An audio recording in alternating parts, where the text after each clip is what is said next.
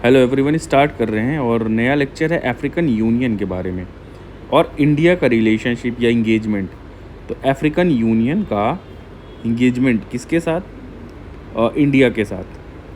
तो what are the benefits? क्यों India engage करना चाह रहा है अफ्रीकन यूनियन के साथ? तो दोनों में क्या ज़रूरत है, क्या क्या चीज़ें हैं, ठीक है, इसके बारे में देखते हैं। तो अफ्रीकन यूनियन के बारे में थोड़ा देख लिया जाए। तो ये बना था 2002 में, ठीक है, और 55 नेशंस इसमें आते हैं, ठीक है। उसके बाद क्या है, अब हुआ क्या कि इंडिया का पार्टिसिपेशन जो है, रोल एक्सपेक्ट किया जा रहा है कि बढ़ेगा अफ्रीकन यूनियन में या बढ़ा है। तो सिग्निफिकेंस क्यों क्यों इंडिया इंगेज करना चाह रहा है, या पोटेंशियल बेनिफिट क्या है इंडिया का अफ्रीकन यूनियन से इंगेज करने में? What are the reasons? पहला देखिए, तो जॉइंट इंफ्रास्ट्रक्चर डेवलपमेंट की बात की जाती है, ठीक है। अब इंफ्रास्ट्रक्चर डेवलप करना है। पोटेंशियल बेनिफिट्स क्या हैं इंडिया अफ्रीकन यूनियन के? तो बेनिफिट्स की अगर आप बात करोगे, एंड वाई नीडेड, ये भी देख लेंगे। तो देखते हैं बेनिफिट्स क्या हैं। तो बेनिफिट्स है जॉइंट इंफ्रास्ट्रक्चर, मतलब जॉइंट मतलब दोनों का इंफ्रास्ट्रक्चर, ठीक है, जॉइंट हो गया ना, तो दोनों का इंफ्रास्ट्रक्चर डेवलपमेंट यहाँ रोल प्ले करेगा, ठीक है।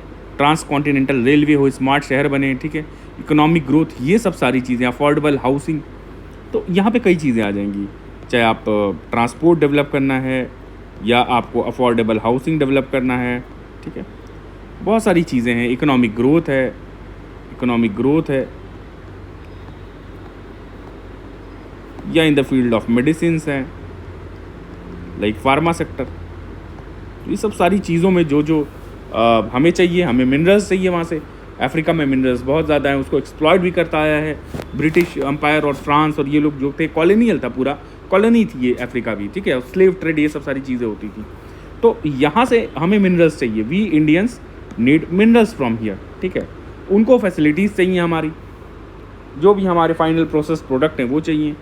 तो ये सब सारी इसमें एग्रीकल्चर में इन्हांस एग्रीकल्चरली। देखो, एक रीजन जो है ना, वो बहुत सा ऊपर वाला रीजन, खासकर साहेल वाला रीजन है ये सब, तो वहाँ पे फूड सिक्योरिटी की प्रॉब्लम है, क्योंकि एग्रीकल्चर फ्लरिशिंग नहीं है। तो क्या करना है कि इंडो अफ्रीकन इनिशिएटिव है, जैसे मिलेट कल्टीवेशन पे, वो इंडिया में सक्सेस हो गया था, ठीक है, मिलेट को प्रमोट करने में। तो वैसे ही इंडो अफ्रीकन इनिशिएटिव लाए मिलेट कल्टीवेशन के लिए। तो फूड सिक्योरिटी की बात की जाती है, फूड सिक्योरिटी। और फूड सिक्योरिटी में बहुत सारा पॉइंट्स आता है, जिसमें से एक है इंडो अफ्रीकन इनिशिएटिव। और क्या इनिशिएटिव है ये? This initiative is of millet cultivation.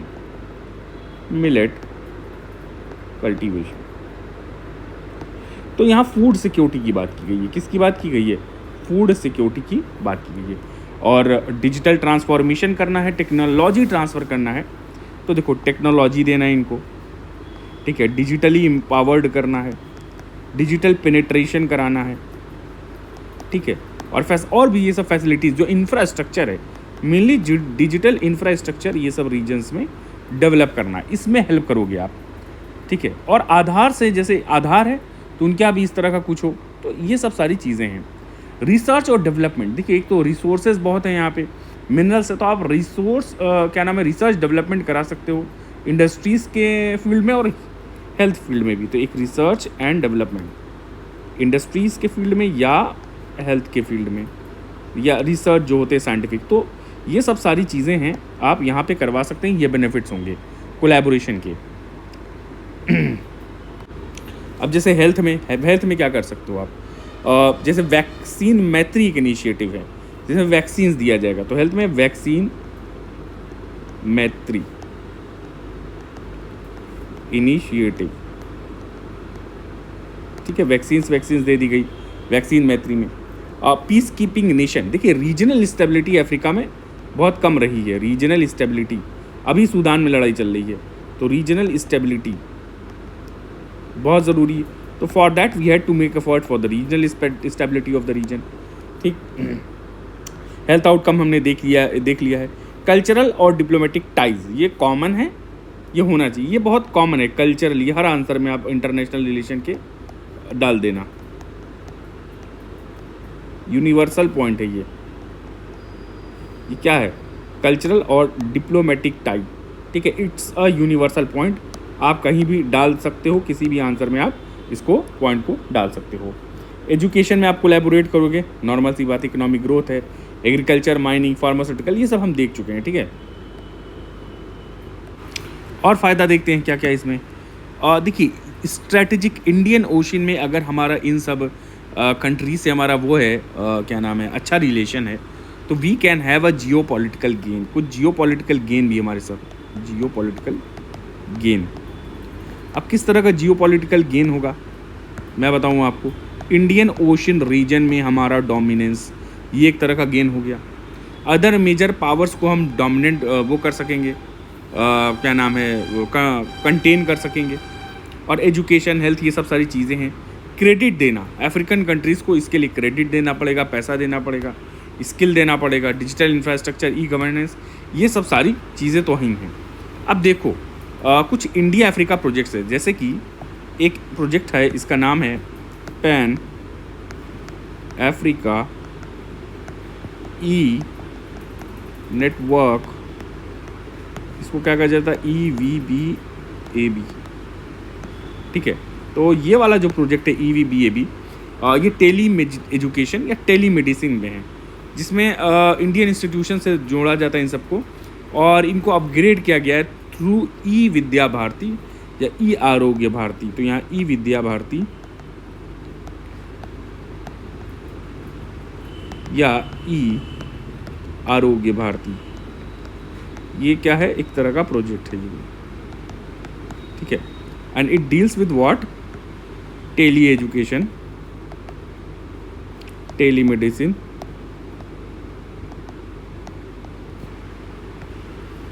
अब ये सारी चीज़ों से क्या होगा, ऑनलाइन डिग्री मिल जाएगी, online degree from Indian universities.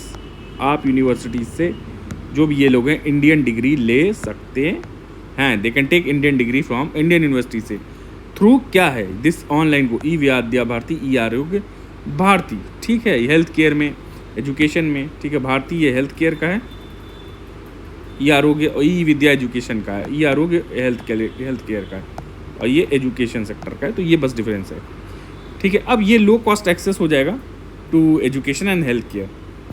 Low cost access किसके लिए भाई, अफ्रीका के लिए।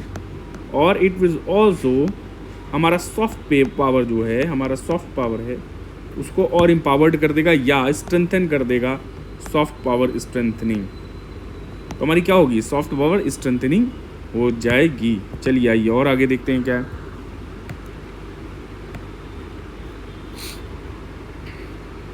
इंडिया का कुछ एफर्ट है इथियोपिया जिबूती रेलवे में, ठीक है, यहाँ पे कुछ डेवलपमेंट किए गए हैं। इथियोपिया जिबूती रेलवे मॉडर्नाइज किया गया है, ठीक है, और कुछ कंपोनेंट्स दिए गए हैं यहाँ पे, LOC कंपोनेंट्स। चलिए आगे देखते हैं। और सूडान, रवांडा में, अगर आप सूडान की बात करो या रवांडा की बात करो, यहाँ ट्रांसमिशन लाइन या पावर प्लांट दिया गया है, पावर प्लांट या पावर प्लांट ट्रांसमिशन लाइन में इन्वेस्ट किया गया है, ठीक। आगे देखते हैं। तंजानिया मोजाम्बिक में इरिगेशन सिस्टम, तंजानिया और मोजाम्बिक, यहाँ पे क्या चीज़ दी गई है, इरिगेशन सिस्टम इम्प्रूव किया गया है बाय इंडिया, ठीक है। वाटर सप्लाई प्रोजेक्ट है यहाँ पे, water supply project, drinking water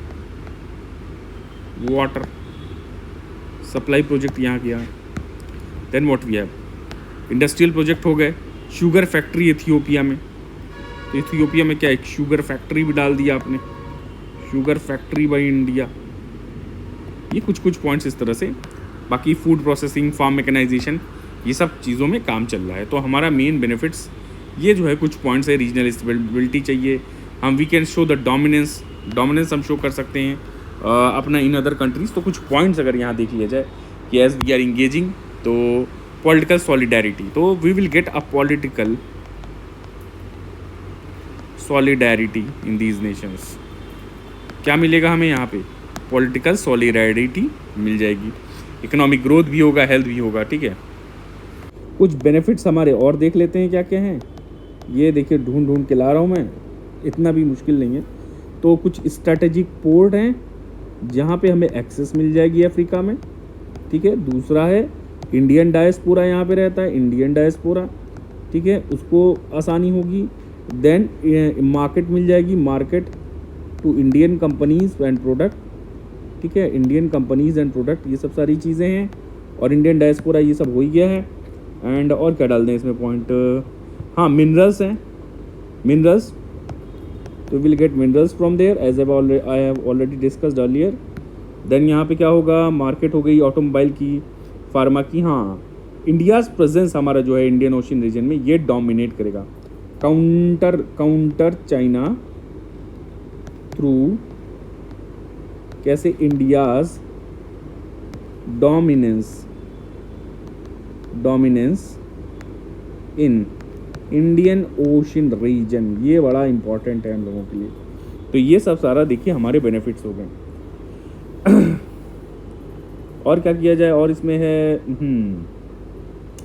so that's why हम जो है अफ्रीकन यूनियन को वी आर वॉइस मतलब वॉइसिंग कर रहे हैं या वॉइस रेस कर रहे हैं फॉर G20 में अफ्रीकन यूनियन की एंट्री हो जाए, अफ्रीकन यूनियन की एंट्री हो जाए। कहाँ एंट्री हो जाए, G20 में एंट्री हो जाए, ठीक है। और इन्वेस्टमेंट इंडिया कंपनी को, इंडिया को, हाँ। और ये देखो ना, ये जब अफ्रीका वाला मैप ऐसे आप बनाओगे, ये ऐसे वाला मैप बनाओगे, ये ऐसे ऐसे उठा है यहाँ, फिर कुछ ऐसे करके है, यहाँ अफ्रीकन हॉर्न है, मान लो अफ्रीकन हॉर्न, और सोमालियन पायरेट्स बड़े हैं यहाँ, तो पायरेसी बड़ी हो, पायरेट्स, ठीक है, पायरेट्स, सोमालियन पायरेट्स हैं और भी पायरेट्स हैं, एरिथ्रिया, जिबूटी, ये सब है ना अफ्रीकन हॉर्न में, एरिथ्रिया है, जिबूटी है, सोमालिया, ये सब जो भी हैं।